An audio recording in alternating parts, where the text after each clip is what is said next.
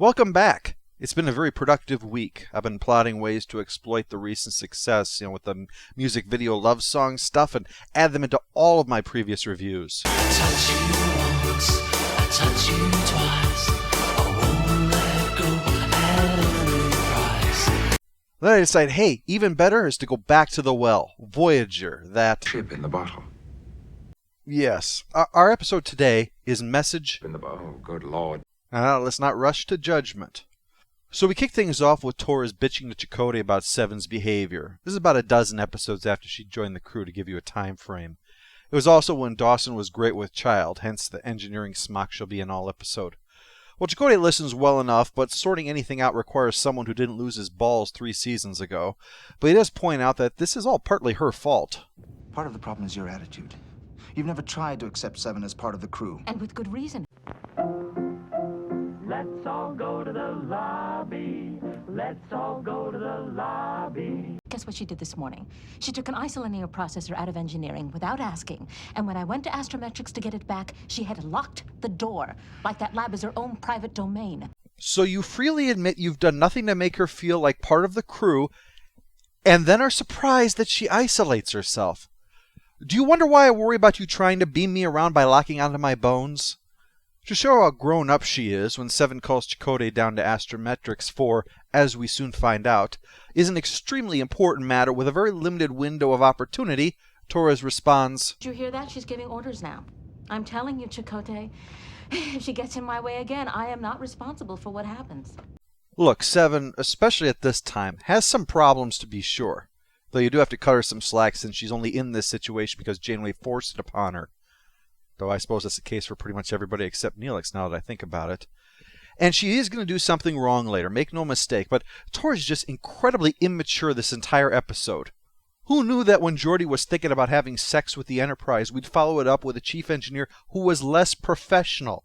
Even Chakotay finally tells her to sort herself out. You're a senior officer on this ship. Act like one. So the thing Seven summoned them for was to let them know that she'd found an array of alien relays that were, at this very moment, in range of a Starfleet vessel that was back in the Alpha Quadrant.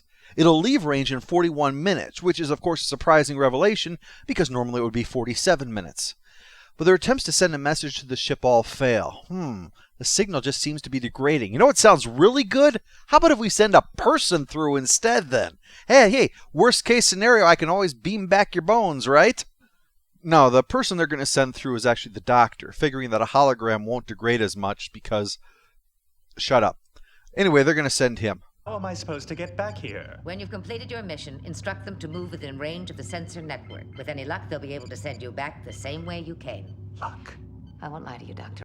But Santa Claus is real, and he's on that ship with a big sack of toys just for you, but only if you leave right now. So the Doctor agrees to ride the alien network and arrives aboard Prometheus. And while he's happy to be there, there is a definite absence of Santa, or anybody else to greet him for that matter. He soon learns from a dying man that Romulans have taken over the ship. And with that guy dying, it's now just him and 27 Romulans. Also the rejected plot for Daddy Daycare 3. Prometheus is not any kind of touchy-feely Starfleet ship. This is one born during the Dominion War. A prototype with a blade of armor and multi-vector assault mode, which is the most unsexy way possible of describing what it actually does. Splits into 3 smaller ships that engage the target, which is immediately shown to us because another Starfleet ship has caught up with the Prometheus and is trying to shoot it into stopping. That's the only thing they can really do. That trick the cops use to make your car spin out doesn't really work in space. Despite taking down the ship quickly, I'm still not really sold on this multi-vectoral thingy.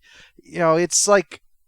Okay, like the Enterprise splitting up makes sense. You've got numerous civilians on board the ship. You need to stick them somewhere during a fight, so put them in there, detach it, and send it away and keep fighting. But this just seems like Voltron showing up in giant robot mode, and then when the going gets tough, saves the day by transforming into a bunch of lions. One of the Romulans is injured during the fight and is taken to sickbay, where the Doctor is able to fast-talk his way into treating the Romulan. They may be murderers and the enemy, but it's still his job. Calling yourself the Doctor is like a promise you make. But it gives him an idea. This ship should have an EMH, and that might be able to get him some answers. Except everything is new here, even the EMHs, so it doesn't look like Picardo. No, it's played by, this dick. And like our doctor, he has a high opinion of himself, calling our doc the inferior program, yet because he's new and inexperienced, he's stuck with following protocol rather than considering other possibilities. The chemistry between them will be the driving force of the episode. Essentially, he's the doctor from Caretaker that our doctor is now forced to deal with. That and being a little out of touch with things back home. Is the Federation at war with the Romulans? No, the Romulans haven't gotten involved in our fight with the Dominion. The who? Unfortunately, with DS9's rating at this time, I'll bet Ira, Steve, and Bear had that response all a lot. While this is definitely a comedy double-act episode, it does also serve to show how Doc has grown over the series. Mark II's wanting to switch off and leave it to others is almost certainly what he would have done. But since then, he hasn't just become more experienced, he has a sense of duty that goes beyond his programming. He's an officer on Voyager, and with that, a duty to aid it whenever he can. And what's more, his personal relationship with members of the crew that would be let down if he failed. It's no wonder he has such contempt for the Mark II. Even with all its advances, it's a grim reminder of what he is, what he would still be if things hadn't gone just wrong enough that for him, it worked out just right. And of course, all the more reason why he needs to help his ship, even if it's only to get word not to give up on them, to show that the life he was given thanks to those events was not a life wasted. Speaking of wasted, Tom Paris is called away to handle things in sickbay. With Kes gone and the Doctor now having high adventures in the Alpha Quadrant, he's back to being the Doctor again. The good news is that these people here are suffering from stuff that he can handle, and it's thanks to Neelix's cooking. But then Neelix and suffering are two things that go together so often, don't they? The bad news is that until the Doc comes back, this is what Tom is going to be stuck doing, and he doesn't much care for it. That's a minor plot for this episode, that of the 10,000 things that Tom Paris is great at and enjoys, Janeway has finally managed to find something he'd rather not do, and then told him he has to do it. Let's check back in with the A-plot to see how the Doc's doing. If you don't know, Andy Dick, the EMH Mark II, was somewhat well known at this time for his role on news radio. Even in a show with Phil Hartman, David Foley, and Stephen Root, a Milton from Office Space, he managed to stand out with his antics. And part of the reason for the Doctor's long string of one-liners is that Picardo always cooked up jokes to add to his scenes. So as you can imagine, their characters really banter well. Sometimes it's almost an escalation of wit. Amidst their bickering and one-upsmanship, including the Doctor bragging about making himself a holographic dick to Bone Danara, they come up with a plan to flood the ship with an anesthetic, except environmental controls have been routed to the bridge along with everything else. So Doc will try to use those while Mark II gets into position with the canisters, but how to explain his presence on the bridge? It seems he's been exposed to a nasty strain of the Tarothka virus. And if he was, you may all have been. No one here is sick. Not yet. I understand the stomach cramps are unbearable. Although some say the rash is worse. Ever seen a man have diarrhea through his nipples? It's not a pretty sight. Tom's still stuck trying to treat the continuing series of heartburn patients that Neelix is crafting, despite being told to knock it off. Also, speaking as somebody who gets heartburn maybe once every couple of years, are these people too dumb to know what antacids are, or just too dumb to know how to use them? I don't get it, Tom. I stuck 5 Tums up my butt and I still don't feel any better. To deal with it, he calls Harry in. You accidentally inject yourself with some kind of psychotropic agent? Because what he really needs right now is somebody who can strangle a joke while it's still struggling to be born. That accomplished, Tom asks him to make him a new EMH because the idea of having some kind of EMH backup unit is the mutterings of a madman. He sets to work on that while the Torres 7 plot now rears up. Torres has taken Chakotay's comments to heart and then killed it with Neelix's chili. She hits 7 with some passive-aggressive behavior. She waits until 7 was away to slip inside and start doing things to the system. Without talking to the person who rebuilt that system, discovered the relay, and monitored it virtually non-stop since its discovery. And upon being discovered, she just ignores 7. Yes, I know she is the chief engineer, but could you ever imagine Geordi going into Data's lab and doing anything to his stuff without permission or an explanation of what he's doing in there in the midst of a critical experiment? This is being done for one simple reason.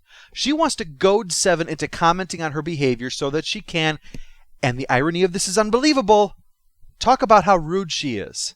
With all her asinine behavior, Torres loses all the high ground in this and instead comes across as an uptight bitch who's just irritated with someone who gets all the fun jobs that she used to have. Yes, you order people around, you do things without permission, and whether you realize it or not, you come off as a little insulting. You don't even say please or thank you. You broke a man's nose for disagreeing with you, for God's sakes. Who the hell are you to talk? Look, I don't expect you to change overnight, but try to remember that we are not just a bunch of drones. I do have to remind you that when shoving it in someone's face that they used to be stripped of all individuality and forced to perform genocide on a semi-regular basis, proper decorum says to say please and thank you. Good manners cost nothing, B'Elanna. This leads into when Seven admittedly screws up. A new bad guy is introduced, the Hirogen, who are pissed off because they've claimed this relay system for themselves and then cuts Voyager off. With Janeway there, they reconnect and he rants at them despite her best attempts at diplomacy. So Seven attempts her best attempt at diplomacy, shocking him into unconsciousness. Janeway naturally disapproves, for unconscious people cannot be tortured with electricity. Speaking of tortured existences, Tom's hoping that Harry can finish his EMH, but alas, while Geordi is able to whip up an interactive warp core expert by accident that's so real you can have sex with it, even just making a medical database for the Doctor is just beyond Harry. After failing on his very first attempt, Harry gives up. No doubt grateful that just for once he can be assigned something impossible and just say screw it. During the Voyager drama, the Doctor was caught and interrogated by the Romulans, but he refuses to break, and before they can decompile his program, Mark II knocks them all out with a clever trick of making the computer think that, well, it doesn't matter. He just stands around and boasts about it until the Doctor expresses his annoyance. The two bumble their way around trying to get the ship to stop and get a message to Starfleet, and as things deteriorate, we finally wind up with nearly self-destroying the ship, facing hostile Romulans who want to take the ship back, and hostile Starfleet who thinks that it's already been taken back, and then them accidentally shooting the wrong ship because they don't know what the hell they're doing. You hit the wrong ship.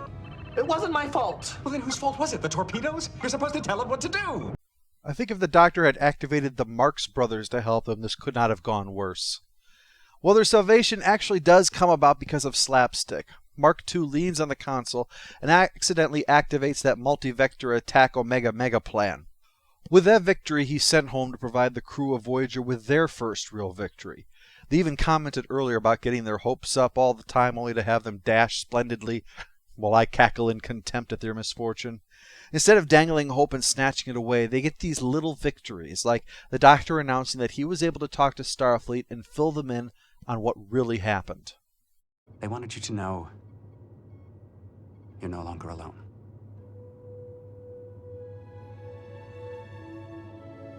$60,000 light years. Seems a little closer today. Now, who wants to electrocute some aliens? The post-episode follow-up. Stupid Neelix moment is his repeated attempts to inflict chili on the crew of Voyager. The last time he caused this much stomach upset was Arachnoquake. Final score for Message in a Bottle is 8 out of 10. It's a good comedy vehicle with even some lighthearted moments back on Voyager, yet that doesn't get in the way of the upbeat and emotional ending. As far as character conflict goes, please don't misinterpret my remarks about Torres as being against the idea of conflict.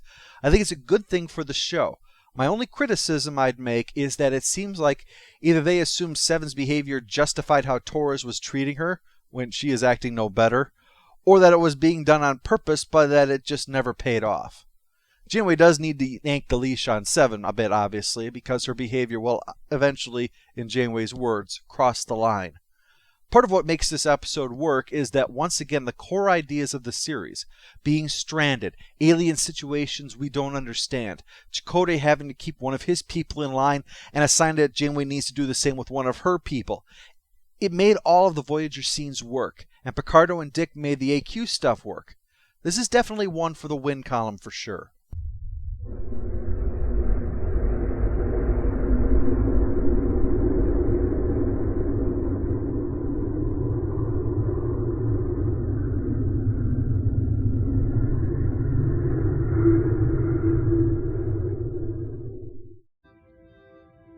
I'm afraid.